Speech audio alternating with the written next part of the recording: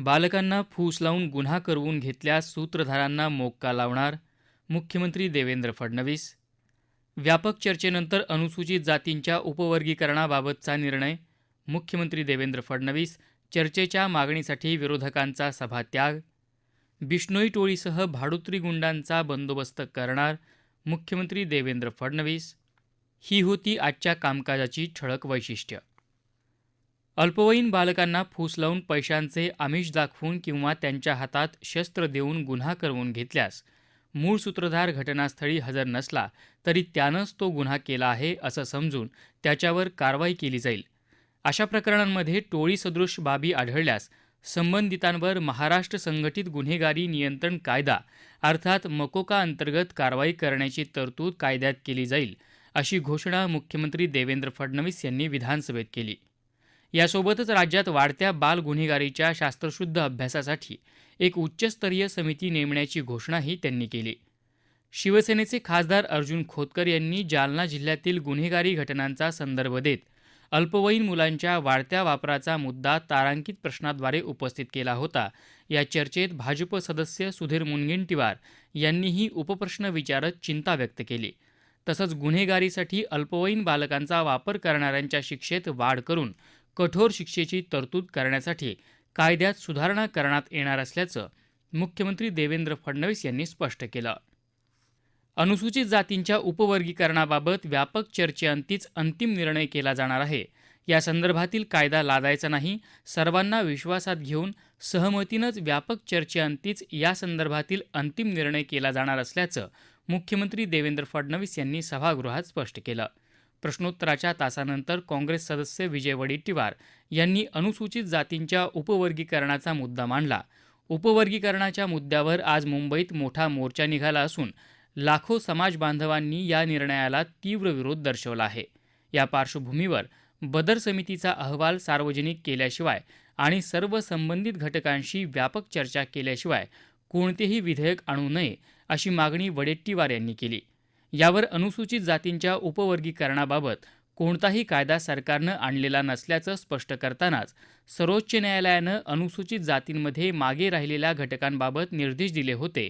त्यानुसार कर्नाटक आणि तेलंगणासारख्या काँग्रेस शासित राज्यांनी उपवर्गीकरण करून कायदाही बनवल्याचं मुख्यमंत्री देवेंद्र फडणवीस यांनी सभागृहाच्या निदर्शनास आणून दिलं.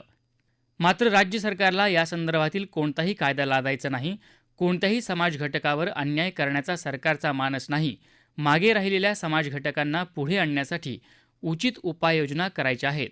त्यामुळं व्यापक चर्चेअंतीच अंतिम निर्णय केला जाईल, असं मुख्यमंत्र्यांनी स्पष्ट केलं.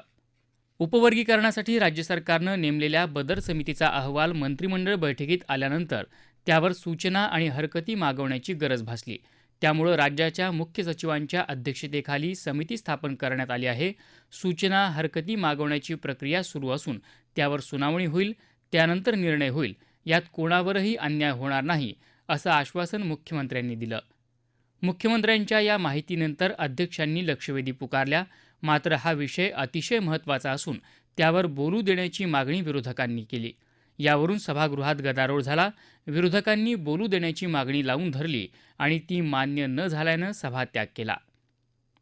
परदेशात बसून VPN तंत्रज्ञानाचा वापर करत आणि मास्किंगद्वारे मुंबई पुण्यातील धनिकांना धमकावणाऱ्या बिश्नोई आणि रोहित गोध्रा टोळीचे समूळ उच्चाटन करण्यात येईल. या टोळ्या स्वतः मैदानात न उतरता उत्तर प्रदेश आणि बिहारमधून लाख 2 लाख रुपयांचे भाडोत्री गुंड आणून दहशत निर्माण करण्याचा प्रयत्न करत आहेत. हे लोक काही फार शूरवीर नाहीत. नागरिक उद्योजकांनी घाबरण्याचं कारण नाही. धमक्या देणारे मूळ आका परदेशात असले तरी त्यांचं नेटवर्क मोडून काढण्यासाठी केंद्र सरकारच्या मदतीनं पावलं उचलली जात असून या भाडोत्री गुंडांवर मकोका लावून त्यांचा पूर्णपणे बंदोबस्त केला जाईल, अशी ग्वाही राज्याचे मुख्यमंत्री देवेंद्र फडणवीस यांनी विधानसभेत दिली. काँग्रेस सदस्य विजय वडेट्टीवार यांनी बिश्नोई टोळी आणि शुभम लोणकर यांच्या वाढत्या कारवायांवरून कायमचा बंदोबस्त करण्याबाबत तारांकित प्रश्न उपस्थित केला होता. डान्स बारकडून परफॉर्मन्स लायसन्सचा गैरवापर होऊ नये यासाठी महाराष्ट्र पोलीस अधिनियमात आवश्यक सुधारणा करण्यात येतील, असं आश्वासन मुख्यमंत्री देवेंद्र फडणवीस यांनी यासंदर्भातील प्रश्नाच्या उत्तरात दिलं. यंदाच्याच अधिवेशनात ही दुरुस्ती आणणार असल्याचं त्यांनी सांगितलं.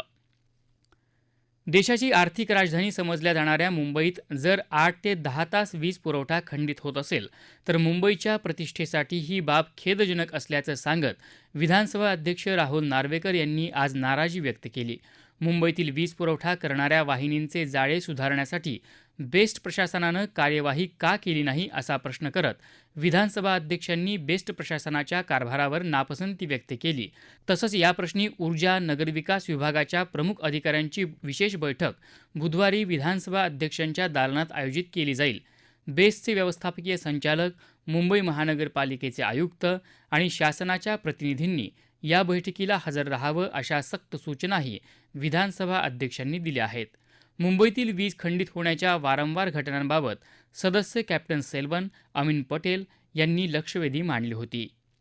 कृत्रिम बुद्धिमत्तेच्या वापराबाबत एक मानक कार्यपद्धती तयार करण्याचा सरकारचा विचार असून त्यासाठी AI तज्ज्ञांची समिती स्थापन केली जाईल अशी माहिती गृहराज्यमंत्री योगेश कदम यांनी सभागृहात लक्षवेधी सूचनेवरील चर्चेच्या उत्तरात दिली. या समितीचा अहवाल 4 ते 6 महिन्यात घेऊन केंद्र सरकारकडे पाठवला जाईल आणि केंद्राच्या धोरणात त्याचा समावेश व्हावा अशी विनंती केली जाईल असंही कदम यांनी सांगितलं.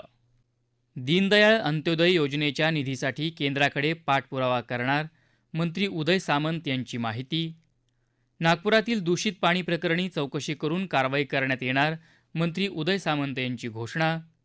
नाशिक कुंभमेळ्याच्या विकास कामांसाठी निधी कमी पडू दिला जाणार नाही मंत्री उदय सामंत यांची ग्वाही. पदवीधर अंशकालीन कर्मचाऱ्यांचे लाभ आणि फायदे याबाबत मुख्य सचिवांच्या अध्यक्षतेखाली बैठक घेऊन या कर्मचाऱ्यांबाबत शासन सकारात्मक निर्णय घेईल सामान्य प्रशासन मंत्री आशिष शेलार यांची ग्वाही. ही होती विधान परिषदेच्या आजच्या कामकाजाची क्षणचित्रे.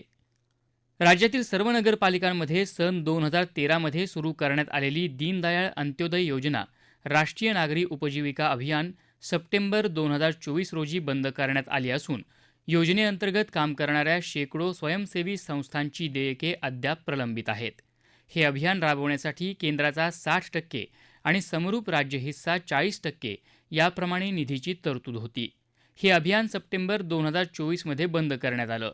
सध्या या योजनेचे 78 कोटी 87 लाख रुपयांचा निधी केंद्राकडून येणं शिल्लक आहे. हा निधी मिळावा यासाठी पुन्हा पाठपुरावा करण्यात येईल अशी माहिती मंत्री उदय सामंत यांनी दिली. सदस्य हेमंत पाटील यांनी विचारलेल्या प्रश्नावर ते उत्तर देत होते. केंद्राचा 60% निधी आल्यावर राज्यही आपला वाटा देईल असं सांगतानाच केंद्राचा निधी येण्याआधी राज्य आपला वाटा देऊ शकतो का याची तपासणी करण्यात येईल असंही सामंत यांनी स्पष्ट केलं. सदस्य प्रवीण दरेकर यांच्या या योजनेच्या पुनरुज्जीवन करण्याच्या सूचनेवर ही मागणी मुख्यमंत्र्यांसमोर ठेवण्यात येईल असं मंत्री सामंत यांनी स्पष्ट केलं. नागपूर शहरात पाणीपुरवठा करण्याची जबाबदारी असलेल्या ऑरेंज सिटी वॉटर कंपनीकडून अनियमित दूषित पाणीपुरवठा होत असल्याच्या तक्रारी आल्या होत्या. सप्टेंबर 2025 ते मार्च 2026 या कालावधीत करारनाम्यानुसार सक्षम प्राधिकाऱ्यांची मान्यता न घेता नागरिकांना जास्त देयके पाठवण्यात आली. परंतु महानगरपालिकेनं ही देयकं त्वरित मागे घेण्याचे निर्देश दिल्यानंतर ती रद्द करण्यात आली आहेत. तरीही या काळात जर ग्राहकांना पाणी बिलांची देयके चुकीची पाठवण्यात आली असतील तर ती तपासून घेण्यात येतील अशी माहिती मंत्री उदय सामंत यांनी दिली. सदस्य भाई जगताप यांनी विचारलेल्या प्रश्नांवर मंत्री सामंत बोलत होते. तसंच नागपूर शहरातील काही भागांमध्ये झालेल्या दूषित पाणी पुरवठ्याबाबत चौकशी करून दोषींवर नियमानुसार आवश्यक ती कारवाई केली जाईल असंही ते म्हणाले. शहरात दूषित पाणी येत असेल तर महाराष्ट्र प्रदूषण नियंत्रण मंडळाला कळवून त्यांच्यावर कारवाई करण्याच्या सूचना दिल्या जातील असंही मंत्री सामंत यांनी स्पष्ट केलं.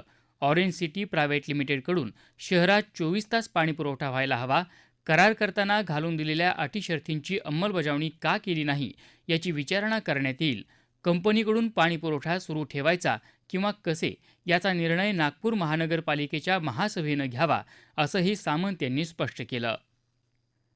नाशिक कुंभमेळ्यासाठी केंद्र आणि राज्य शासनासह विविध यंत्रणांमार्फत एकूण 34,732 कोटी रुपयांची तरतूद करण्यात आली असून कुंभमेळ्याच्या कामांसाठी निधीची कोणतीही कमतरता भासू दिली जाणार नाही असं उदय सामंत यांनी स्पष्ट केलं. सदस्य सत्यजित तांबे यांनी उपस्थित केलेल्या प्रश्नावर ते बोलत होते. तांबे यांनी सुचवल्याप्रमाणे मंत्री गिरीश महाजन यांच्या अध्यक्षतेखाली स्थानिक लोकप्रतिनिधी आणि अधिकाऱ्यांची बैठक आयोजित करण्याची विनंती करण्यात येईल अशी ग्वाही सामंत यांनी दिली. तसंच कुंभमेळ्याआधी कामे संपावी यासाठी एकाच वेळी अनेक प्रकल्पांची कामं सुरू असल्यानं वाहतूक कोंडी होत असून ती होऊ नये यासाठी काय उपाययोजना करता येतील याविषयी कंत्राटदारांशी चर्चा करण्यात येईल असंही सामंत यांनी स्पष्ट केलं. रस्ते रुंदीकरणासह विविध प्रकल्पांची कामं वेगानं सुरू असून भूसंपादनाची प्रक्रियाही सुरू असल्याची माहिती त्यांनी सभागृहाला दिली. रस्ते रुंदीकरण आणि नवीन रस्त्यांच्या 36 कामांपैकी सुमारे 40% कामं पूर्ण झाली आहेत. 25 गावांमधील 406 हेक्टर जमीन संपादित करण्याचं नियोजन असून त्यापैकी 35 हेक्टर जमीन संपादित करण्यात आली आहे. त्यासाठी 352 कोटी रुपये वितरित करण्यात आले आहेत. खाजगी जमीन संपादनासाठी 3,659 कोटी रुपये आणि रिंग रोडसाठी 3,954 कोटी रुपये तरतूद करण्यात आली आहे, असंही त्यांनी यावेळी सांगितलं. पदवीधर अंशकालीन कर्मचाऱ्यांचे लाभ आणि फायदे याबाबत मुख्य सचिवांच्या अध्यक्षतेखाली बैठक घेऊन या कर्मचाऱ्यांबाबत शासन सकारात्मक निर्णय घेईल अशी ग्वाही सामान्य प्रशासन मंत्री आशिष शेलार यांनी विधान परिषदेत दिली. सदस्य अभिजित वंजारी यांनी उपस्थित केलेल्या लक्षवेधी सूचनेवर बोलताना मंत्री शेलार यांनी ही माहिती दिली. पदवीधर अंशकालीन कर्मचाऱ्यांची संख्या राज्यात जवळपास 3,000 ते 3,500 असून सेवानिवृत्त पदवीधर अंशकालीन कर्मचारी यांची संख्या 50 पेक्षा अधिक आहे. शासन सेवेत पदवीधर अंशकालीन कर्मचाऱ्यास नियुक्तीची वयोमर्यादा 46 ते 55 वर्षांपर्यंत असल्यामुळे या कर्मचाऱ्यांच्या शासन सेवेचा कालावधी अत्यल्प ठरतो. वेळोवेळी निर्गमित केलेल्या शासन निर्णयानुसार तसंच उच्च न्यायालय संभाजीनगर खंडपीठ यांच्या 24 एप्रिल 2026 रोजीच्या आदेशानुसार राज्यातील पदवीधर अंशकालीन कर्मचारी यांच्या बाबतीत एक वेळ विशेष बाब म्हणून शासनानं धोरणात्मक निर्णय घेतल्यास राज्यातील सर्व पदवीधर अंशकालीन कर्मचाऱ्यांना दिलासा मिळेल अशी मागणी करत ही लक्षवेधी सूचना मांडली होती.